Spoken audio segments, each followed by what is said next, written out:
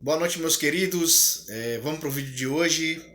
A mensagem está no livro de Romanos, capítulo 6, o versículo é o 23, e diz assim: Porque o salário do pecado é a morte, mas o dom de Deus é a vida eterna, por Jesus Cristo, nosso Senhor. Amém? Quando lemos, o salário do pecado é a morte, ou quando alguém chega para profetizar algo, né, pra gente fala assim, olha, não sei o que, vai morrer. Aí, uma vez até falaram isso pra mim, eu disse, meu irmão, fala uma coisa que eu não sei. Isso aí é uma certeza que a gente tem. Mas se a gente for observar de que tipo de morte está falando aqui, alguém pode falar assim, irmão, é morte espiritual. Eu não concordo muito com esse termo, porque espírito não morre. Espírito é eterno. Então como é que é morte espiritual, né? Então vamos tentar achar um contexto para isso aqui. Muitas vezes nós estamos numa situação em que temos uma conexão com Deus, estamos ali conectados com o Pai, né? Por meio do Espírito Santo, por meio de Jesus Cristo, enfim, pelas vias que nós cristãos sabemos, né? Como se achegar a Ele.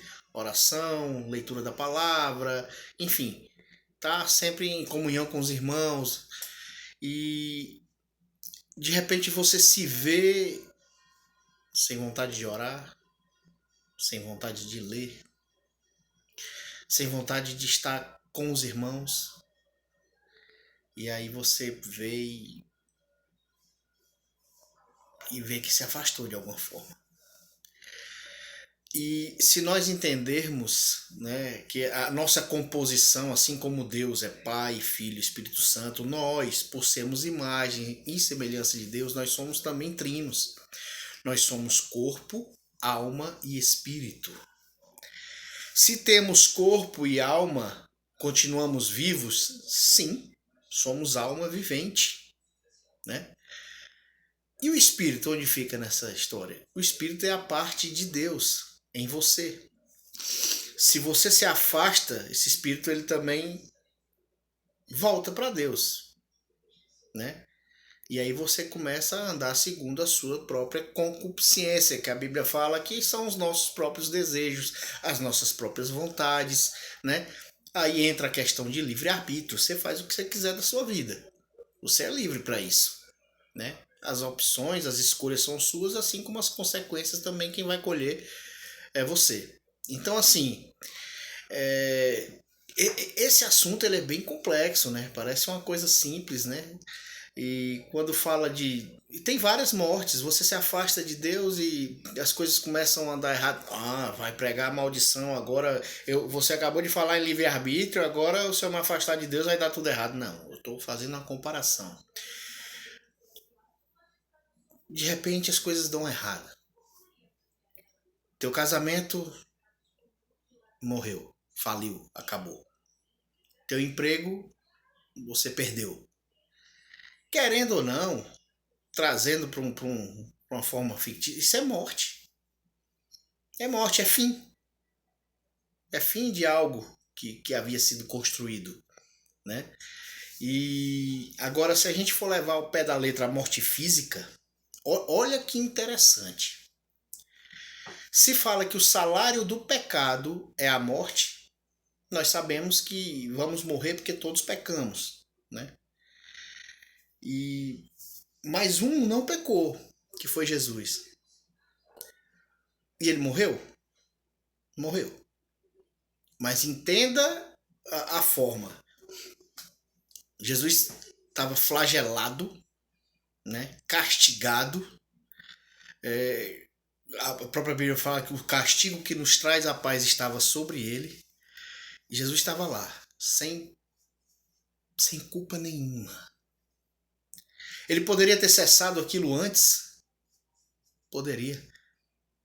Porque Jesus, por não ter pecado, ao pé da letra, ao pé da palavra aqui, não poderia morrer. Porque esse não era o salário dele. Então chega um determinado momento que ele espera mesmo em agonia, mesmo em dor, mesmo se sentindo abandonado, né? Mas ele tem que esperar mais tempo, sabe por quê? Porque ele tinha que se certificar de que o pecado que ele estava carregando ali não era só daqueles que estavam lá. Que o pecado que ele estava carregando ali era o meu e o seu, que não havíamos nem nascido ainda. O pecado que ele estava carregando ali era daqueles que estão nascendo hoje, ou que vão nascer amanhã, ou que ainda vão continuar nascendo nesse mundo até a volta dele. Jesus precisou sentir toda essa dor. Jesus precisou carregar sobre ele tudo isso. E aí, quando ele se certificou de que realmente o pecado do mundo estava sobre ele, ele fala: Pai, a ti entrego o meu espírito. Ele tinha que entregar, porque ele não tinha como morrer. Ele ia ficar ali. E o tempo ia passar, ia passar, ia passar, e ele não ia morrer de jeito nenhum. Então ele se entrega. Ele devolve aquela vida material para Deus. Sabemos que voltou, sabemos, mas eu estou falando desse contexto aqui agora. Então, nós temos que ter essa certeza de que em Jesus também, continuando o versículo, temos a vida eterna. É por meio dele, por ele e para ele. Amém? Eu não sei se eu me fiz entender, não sei se eu compliquei, se eu arrodeei demais, mas a mensagem de hoje é essa, né? Eu já, na semana passada eu falei um pouco, né? Aqui dentro tá um pouco bagunçado, mas eu não consigo parar de fazer isso, tá? Isso aqui, essa conexão que nós temos aqui através desses vídeos é o que me faz viver, é o que me faz me sentir útil de alguma forma. Conversei com uma pessoa que estudou comigo há um tempo atrás e tudo, eu não tinha nem certeza de qual escola tinha sido e tudo, mas aí a gente foi falando e casou, né? Pelas pessoas que estudaram conosco e a gente descobrimos até a escola. E aí eu contei um pouco da minha rotina para ela e ela falou assim: "Nossa, que hora que você vive?", né? Ela falou: "Que horror". Mas assim, porque eu tô muito engajado, né, nas coisas de Deus, nas coisas da igreja e no meu trabalho. Então assim, eu não faço outra coisa da vida, mas isso é por opção minha, tá? Não é porque eu não tenho opção. Não, é como eu falei, a escolha é nossa, a gente faz o que a gente quer. Isso me faz bem, né? Eu optei por viver assim, né? Ah, se vai mudar depois, eu não sei. Mas isso agora está me fazendo bem. E faço das palavras de Paulo as minhas. Paulo fala que o morrer é lucro e o viver é Cristo.